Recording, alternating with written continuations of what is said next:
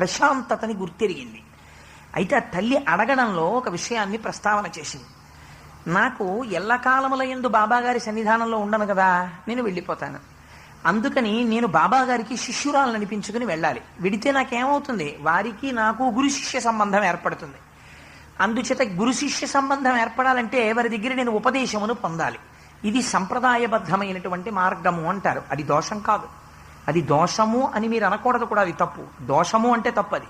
ఎందుకంటే మంత్రాన్ని ఉపదేశం పొందడం సంప్రదాయబద్ధమైనటువంటి విధానం. అది గురు శిష్య సంబంధాలు కాదు అని అనకూడదు, దాన్ని తిరస్కరించకూడదు. అలాంటి మీరు వైదికమైన సంప్రదాయాన్ని ధిక్కరించిన వారు అవుతారు.